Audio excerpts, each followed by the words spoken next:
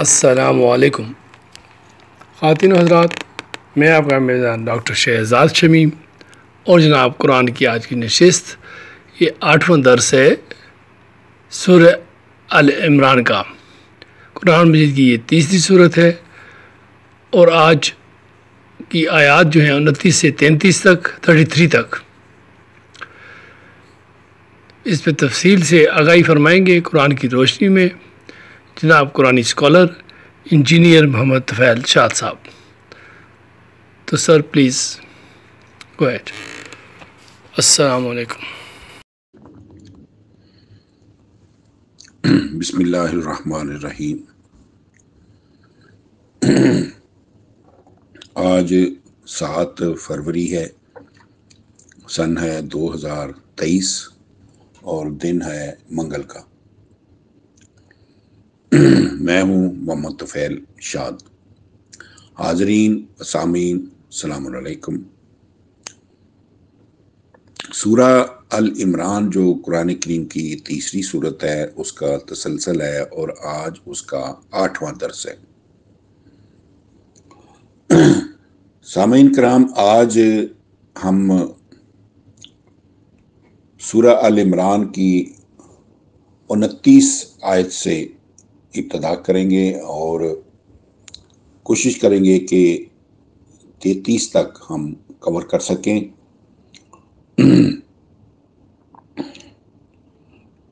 آج کے درس میں تھوڑا سا پچھلا موضوع جو ہم نے شروع کیا تھا، آخر جہاں اختتام ہوا تھا، وہ تھا مفاد پرستی کا فساد چھپا کر امن کا اعلان کرنا، اور باقی اس میں موضوع آئے گا قیامت کی یاد اور آخر میں اتباع رسول۔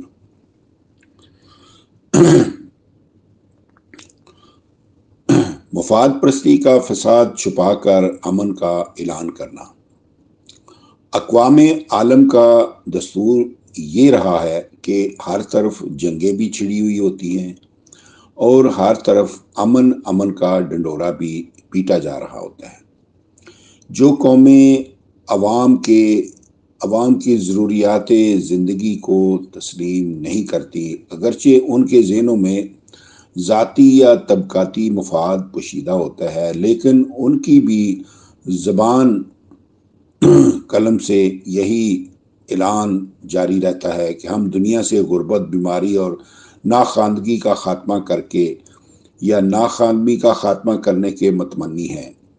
ایسے مفسد لوگ انما نحن مصلحون 2/11 کا منافقانہ اعلان کرنے والے اور منکرین ربوبیت کے ساتھ چھپی دوستی رکھنے والے زمانہ رسالت میں بھی موجود تھے، جس کے متعلق آج کی آیت 3/29 میں اس کا ذکر آیا ہے۔ بسم اللہ الرحمن الرحیم۔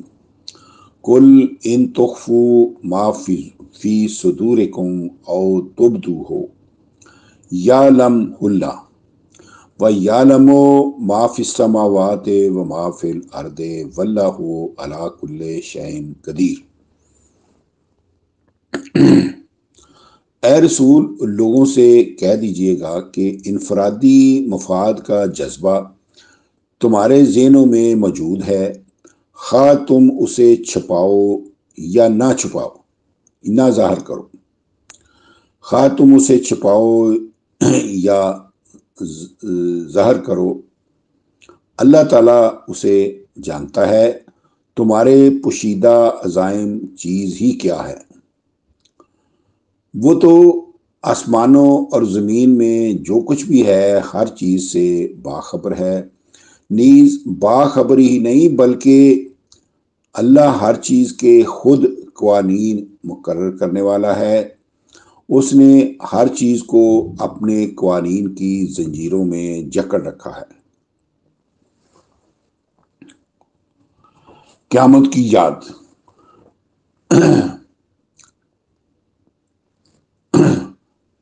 خداوند عالم چونکہ نافرمان افراد و اقوام کو اس دنیا میں اس وقت تک نہیں پکڑتا جب تک کہ اس کے قوانین مشیت کے مطابق کسی قوم کے جرائم کی سزا مرتب نہ ہو جائے۔ اس طرح بعض افراد کی سزا چونکہ ان کی زندگی میں مرتب نہیں ہوتی اور وہ زندگی بھر برائیاں کرتے رہتے ہیں تاکہ بلا سزا دنیا سے چلے جاتے ہیں، اس لیے اس پر یہ تصور پیدا ہوتا ہے کہ اللہ تعالیٰ نے کھلی چھٹی دے رکھی ہے، جس کی لاٹھی اس کی بھینس کے خود ساختہ اصول پر عمل کرتے چلے جائیں۔ اس لیے خدا تعالیٰ کا قاعدہ کلیہ یہ ہے کہ اپنی کتاب مقدس میں ایسے لوگوں کو ساتھ کے ساتھ اخروی عدالت کی خبر بھی دیتا چلا جاتا ہے۔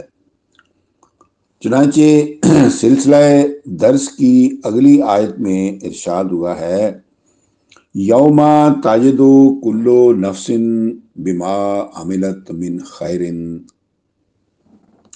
محضرا وما عملت من سوء تود لو ان بینها وبینہ امدا بعیدا ویحذرکم اللہ نفسہ واللہ رؤوف بالعباد۔ 3/30 3/30۔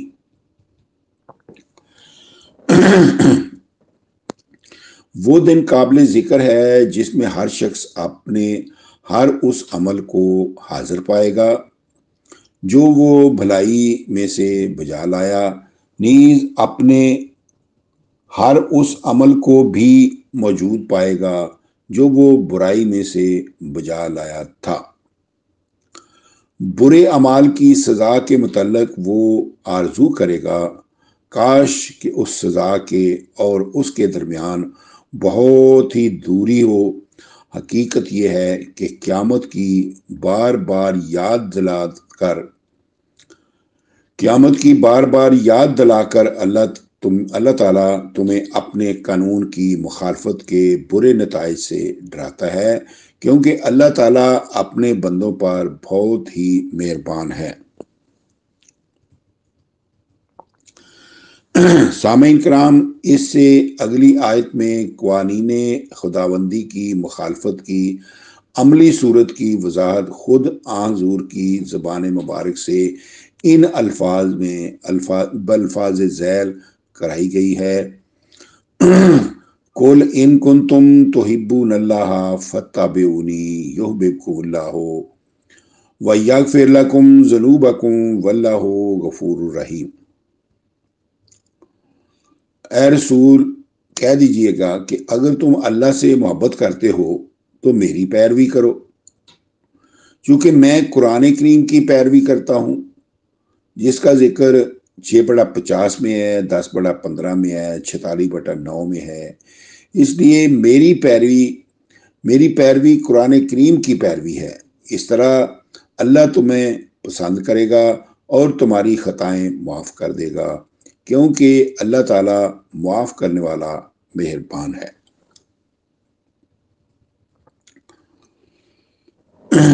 اتباع رسول۔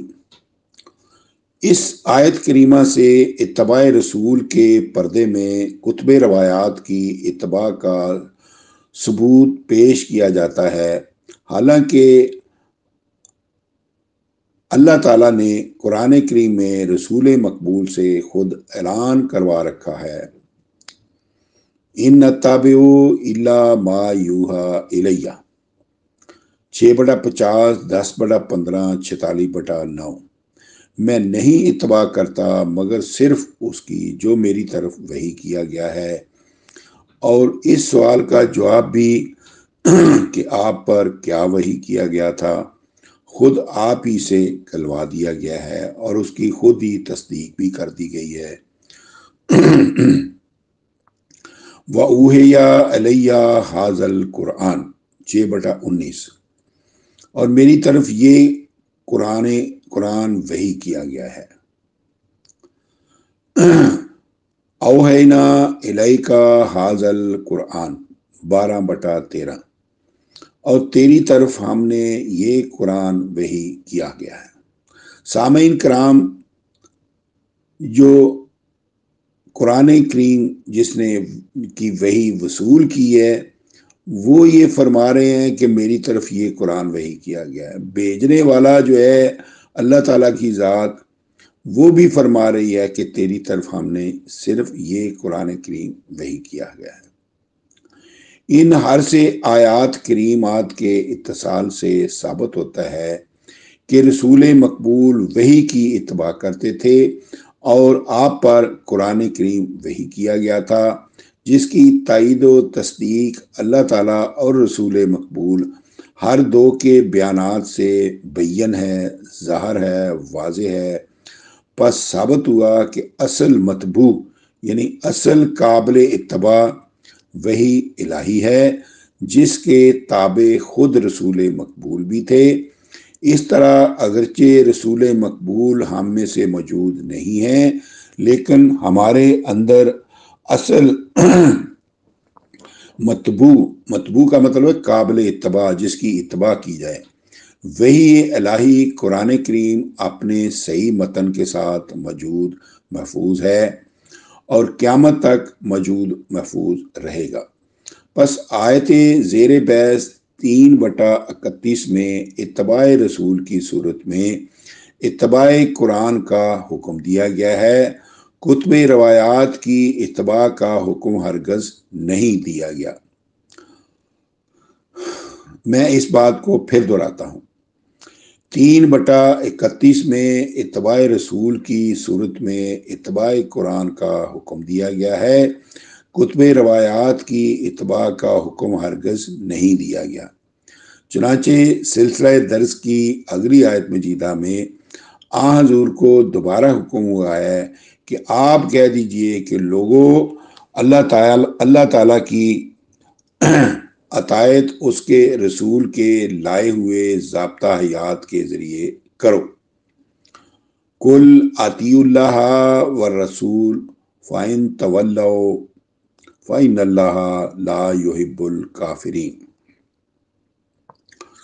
3/32 اے رسول کہہ دیجئے گا کہ اللہ کی اطاعت اس کے رسول کے ذریعے کرو، کیونکہ اس نے اپنا حکم نامہ اپنے رسول ہی کے ذریعے تم تک پہنچایا ہے۔ پھر اگر لوگ ہمارے حکم نامہ کی اطاعت سے روگردانی کریں تو اعلان کر دیجئے گا کہ اللہ تعالیٰ انکار کرنے والوں کو پسند نہیں کرتا۔ سامعین کرام، اس میں الفاظ آئے ہیں آتی اللہ و آتی الرسول۔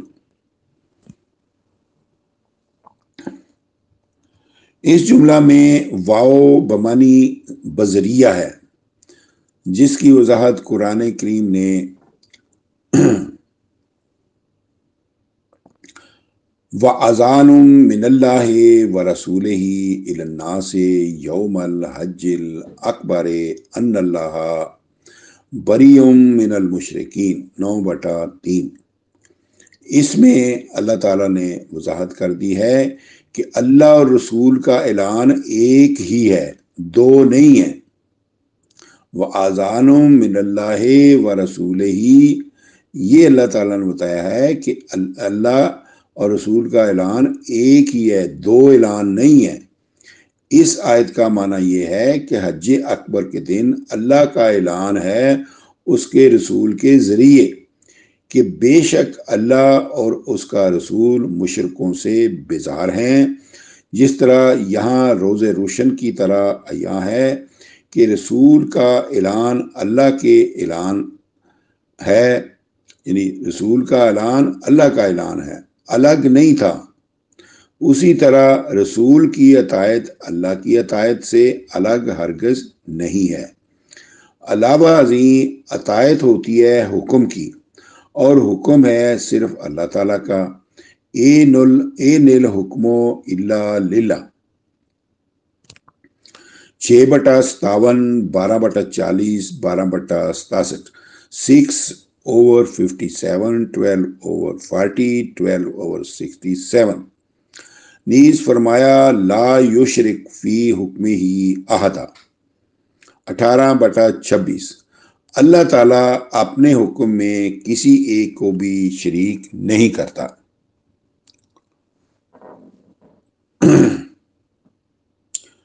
حتیٰ کہ کوئی نبی رسول بھی اللہ کے حکم میں ہرگز شریک نہیں تھا، پس اطاعت صرف اللہ تعالیٰ کی ہے جسے وہ کراتا ہے اپنا حکم نامہ بھیج کر اپنے نبیوں کے ذریعے۔ اللہ کے نبی رسول چونکہ اللہ کے 100% فرما بردار تھے، اس لیے وہ 6/57، 12/40، 12/67 کے تکراری اعلان کے مطابق اپنی ہی نہیں بلکہ صرف اللہ تعالیٰ کی اطاعت کراتے تھے۔ اس کے علاوہ قرآن مجید میں اطاعت رسول سے مراد آپ کے وہ احکام بھی ہیں جو آپ بحیثیت صاحب امر دیا کرتے تھے، یعنی انتظامی امور کے متعلق احکام، یعنی وہ امور جن میں حضور کو صحابہ کے ساتھ مشورہ کرنے کا حکم دیا گیا تھا۔ شاورہم فی الامر فاذا عزمت فتوکل علی اللہ، 3/159، 3/159۔ آپ صحابہ کرام کے ساتھ وقتی امور میں مشورہ کیا کریں، پھر باہمی مشورے کے بعد جس کام کا ارادہ فرمائیں تو اللہ کے قانون پر بھروسہ کیا کریں۔ صاحب امر ہونے کی حیثیت سے حضور کے 5 مقام تھے۔ پہلا یہ کہ آپ قرآنی ریاست کے صدر تھے، دوسرا یہ کہ آپ قاضی القضاء یعنی مقدموں کے فیصلے کی روح سے آخری اتھارٹی تھے۔ آپ کا فیصلہ مقدمہ کے ہر 2 فریق کو تسلیم کرنا لازم تھا۔ اس کے ضمن میں مومنوں کے متعلق ارشاد ہوا ہے، فلا وربک لا یؤمنون حتی یحکموک فیما شجر بینہم ثم لا یجدوا فی انفسہم حرجا مما قضیت ویسلموا تسلیما، 4/65، 4/65۔ پس تیرے پروردگار کی شہادت ہے کہ یہ لوگ اس وقت تک مومن نہیں ہو سکتے جب تک کہ اپنے جھگڑوں میں آپ کو حاکم نہ ٹھہرائیں، پھر یہ کہ جو فیصلہ آپ کریں اس پر ذہنوں میں کوئی تنگی محسوس نہ کریں اور اسے اسی طرح تسلیم کریں جو تسلیم کرنے کا حق ہے، اور اسی کے ضمن میں خود حضور کو حکم دیا گیا ہے، فاحکم بینہم بما انزل اللہ، 5/48۔ آپ صرف ما انزل اللہ قرآن کریم کے ساتھ فیصلے کیا کریں۔ آپ کا تیسرا مقام جو تھا وہ سپہ سالار کا تھا، چنانچہ مورچوں کی تقسیم آپ کا کام تھا اور آپ کا حکم نامہ 100% لازم تھا، جیسے کہ میدان بدر میں ہر سپاہی کے لیے اس کا مقام آپ نے خود مقرر فرمایا تھا۔ وَإِذْ غَدَوْتَ مِنْ أَهْلِكَ تُبَوِّئُ الْمُؤْمِنِينَ مَقَاعِدَ لِلْقِتَالِ، 3/121۔ اور وہ وقت قابل ذکر ہے جب آپ صبح سویرے اپنے اہل سے میدان جہاد میں پہنچ گئے۔ آپ مومنوں کو لڑائی کے ٹھکانوں مورچوں پر متعین فرما رہے تھے۔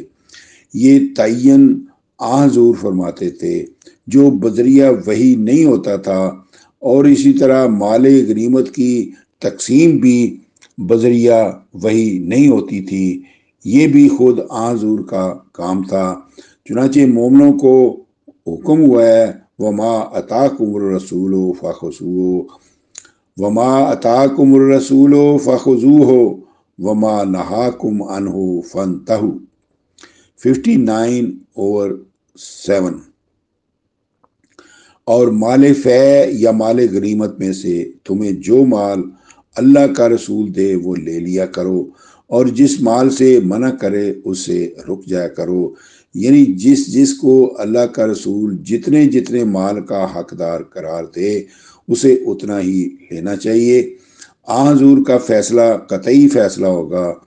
इसकी गर्ज बताई गई है कैला यकूना दूलतन बैनल अग्नियाए मिनको 59/7, ताकि ऐसा ना हो कि माल तुम्हारे मालदारों ही में घूमता रहे और गुरबा बेचारे महरूम रह जाएं। चौथा मकाम हुजूर का था अमीर सलात का, कि आपकी मौजूदगी में कोई और शख्स अमीर सलात के फ़राइज़ अदा नहीं कर सकता था। सूरह निसा में इरशाद हुआ है वाइज़ा कुंता फ़ीहिम फ़अक़मता लहुमुस्सलात 4/102। ए रसूल, जब आप खुद उनमें मौजूद हों तो उनके लिए आप खुद सलात खड़ी किया करें। पांचवा मकाम आपका मिंबर के खतीब होने का था, जिसकी खबर सूरह जुमा में दी गई है कि शुरू में कुछ मोमिनों की हालत ये थी वइज़ा रअौ तिजारतन औ लहवन निनफद्दू इलैहा व तरकूका कायमन 62/11। जब देखते हैं तजारत या खेल तमाशा तो उसकी तरफ बिखर जाते हैं और आपको खड़ा छोड़ जाते हैं। बस इन अलग अलग हसीयत की रूह से आपके फैसलों का मानना सहाबा के लिए फ़र्ज था और आपके बाद आपके जानशीन उलुल अमर, रियासत के सदर, अदालत के काजी उल कज़ा, मैदान जहाद के सिपहसालार, मिंबर के खतीब और सलात मुअक्कद के अमीर के वही फ़राइज़ अंजाम देंगे जो हुजूर अंजाम फरमाया करते थे और हर ज़माने के मोमिनों पर अलग अलग उनकी इत्तबा अतायत फ़र्ज होगी। ज़ाब्ता इलाही में ना दखल हुजूर को था ना आपके जानशीनों को था। तो सामईन कराम, आज का दर्स है वो यहाँ इख्तिताम पजीर होता है। अगला दर्स हम इंशाअल्लाह सूरह अल इमरान की 33 से आगे शुरू करेंगे। वमा अलैना इल्लल बलाग फी अमानिल्लाह। खातिन हज़रात, इसी के साथ इजाज़त दीजिए। आज 8वां दर्स सूरह अल इमरान का, कुरान मजीद की 33वीं सूरत और आयात थी सूरह अल इमरान की 29 से 33 तक। जल्दी 9वें दर्स के लिए आपकी खिदमत में हाजिर होंगे। इजाज़त दीजिए। पाकिस्तान जिंदाबाद।